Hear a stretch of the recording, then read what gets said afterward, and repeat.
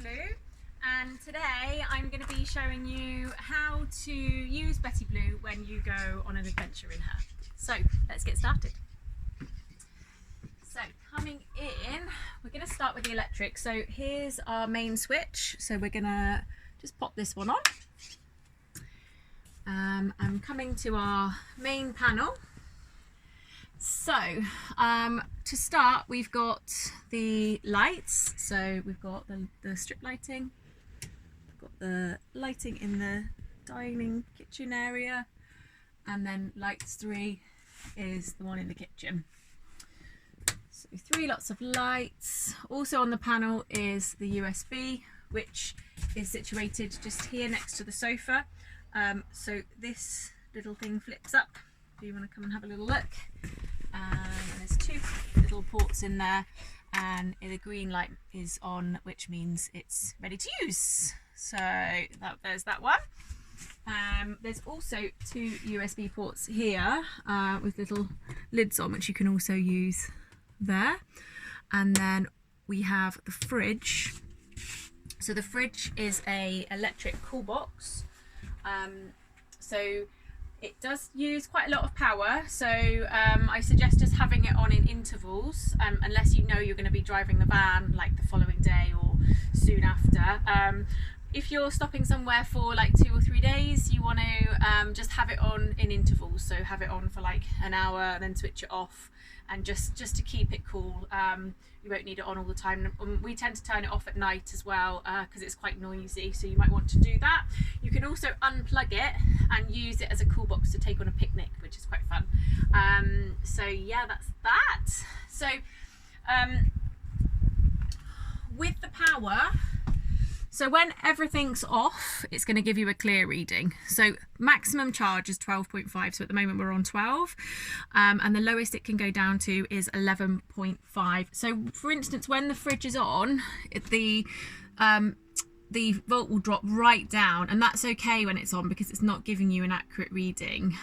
When you want to know how much power you've got left, just make sure everything's switched off, and then it will tell you. So when it does get down to 11.5, please don't run it any lower than that, just because it can cause permanent damage to the battery. Just make sure you give Betty a really good run, just to recharge the battery up. I think it only takes sort of like a bit of like a half an hour drive to get it charged up again, so not too long. Okay, so we'll move on. We'll come to the wood burner. This inverter. Okay, we're going to come to the inverter. More electrics.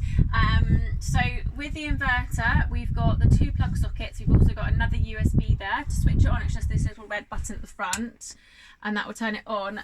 So with the inverter, you only really want to charge your laptops when you know you're going to be recharging the van, because it does take quite a lot of power.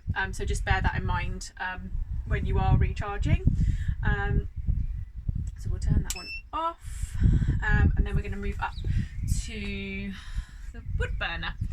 So this Windy Smith wood burner, she is brilliant.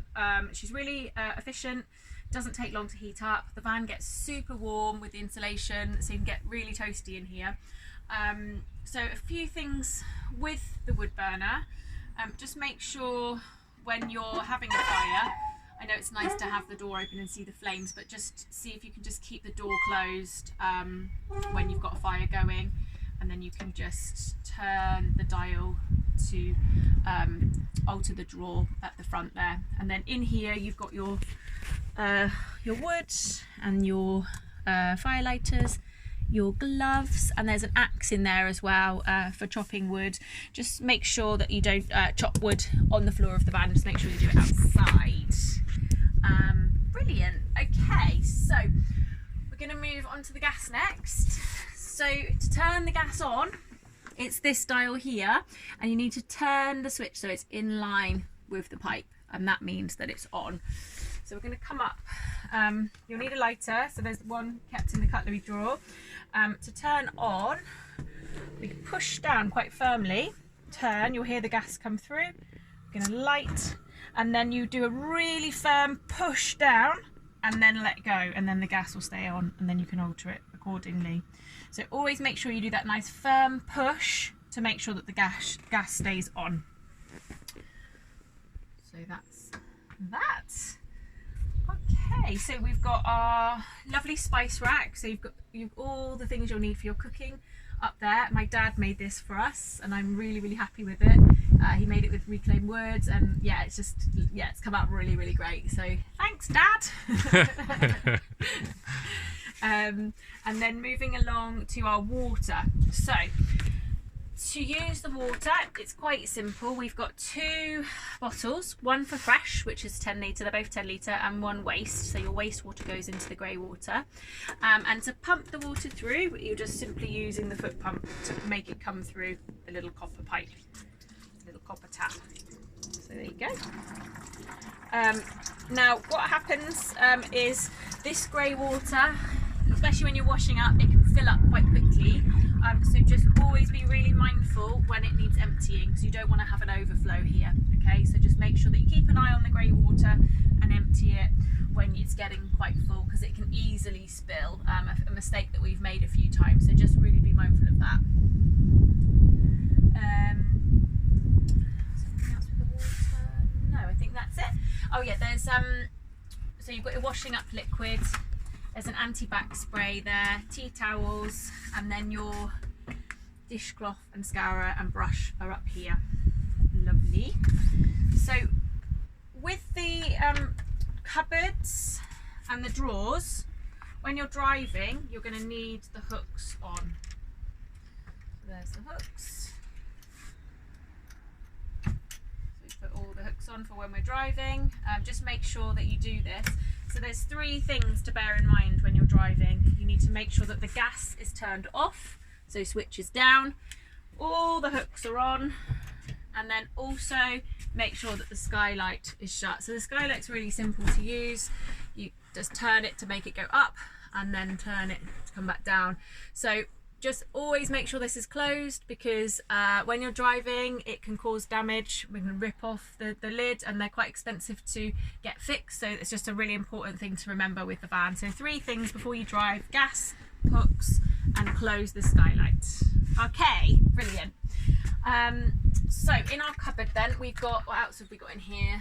There's some foil, there's a first aid kit, there's a basket for food and bits and bobs, and then we've got our cutlery drawer, all the bits and bobs that you'll need in there.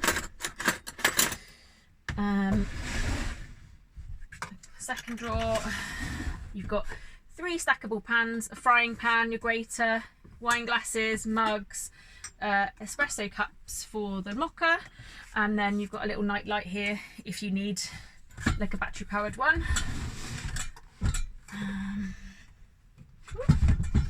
And then finally in the bottom cupboard we've got another drawer for storage, so that you can put your food and other bits in there. Then you've got your plates and bowls in here, kettles stored under there, stackable bowls with colander and jug and mixing bowls, and then you've got stackable Tupperwares as well in there, 3 little Tupperwares, and then you've got your chopping board. Okay, so next we'll just move on to the fire extinguisher. So that's there if you ever need it, and also we've got the carbon monoxide alarm so that you're nice and safe when you do have a fire in the wood burner. Great, okay, so next we'll move on to the little curtain. I made all the curtains in the van, so I'm very proud of them, but this one especially, just because it's for the skylight, and was just a little bit of an invention that I came up with. So we're going to unhook one side, unroll, and then there's little hooks on this side to hook it on. Voila! And there you have a nice little canopy curtain. Oh, isn't she brilliant? Great, so we're going to move on to the bed next. So when you want to turn Betty into a bed, we're going to take off the table,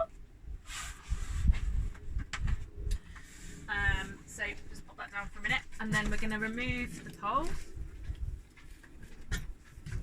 Pop that on the floor. So then the table then becomes the bed. So we're going to be placing that in the middle there.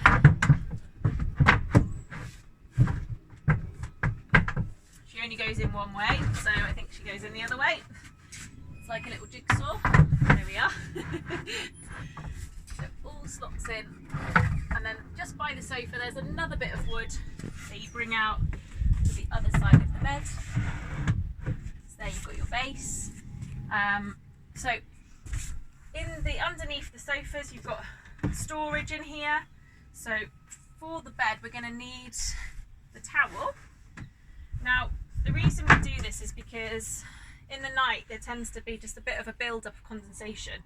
Now it doesn't happen on either of the units, but it does happen on the middle part. So just to stop the moisture getting on the cushions, we just lie a towel just between the cushions and the wood. So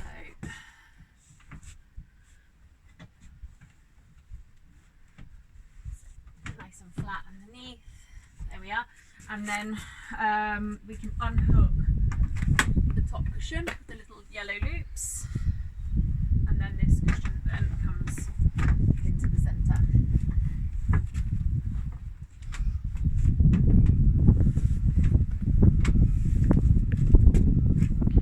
So also underneath, which I'm not going to show you now, but there is a mattress topper. So you've got a memory foam mattress topper, and that can just go on the top, and that's going to give you extra comfort for your night's sleep in Betty. So there we are, that's the bed. So I'll just come over the bed now and show you the door. So to open the door you just press the little button inside here, and that opens that one, and then you've got a handle just down here that you then pull open the second one, and then that pushes open like that. And then if you wanted to have the doors open a bit wider, you've got the yellow buttons here that you then push, and then the doors open a bit further, so you've got more of a full view of your surroundings. There we are. To close, you just slam this one first, and then the same with this one, you just pull this one shut. To lock yourself in at night, you just use the main key and press the double lock button, and that will lock you in for the night. Okay, moving round to the front. Okay, so we're going to come over to the driver's side.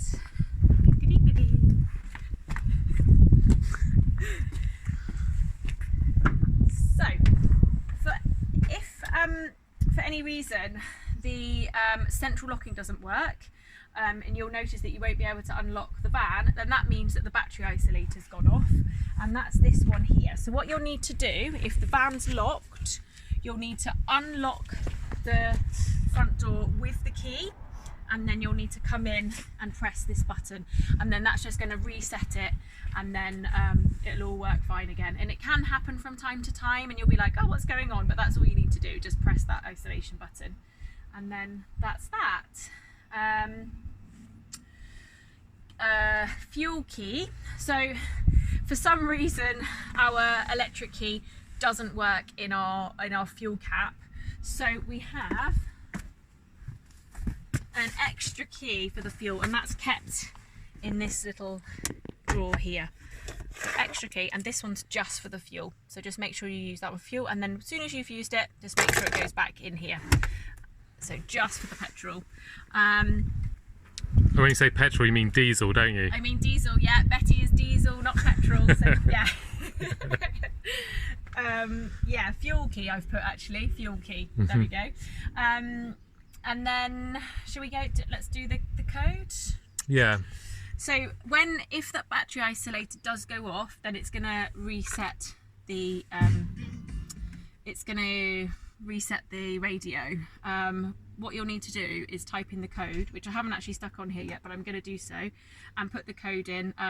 So you press 8 times number 1, 9 times number 2, 6 times number 3, 9 times number 4 and then 5 to enter, and then that will bring the radio back on. But this is in the paperwork if you missed all of that, because it's quite a lot to remember. And the other thing, we've got a little sat nav holder there for your phone, and a chamois to wipe the windows. And the last thing is the gas. So the gas is situated here, and this,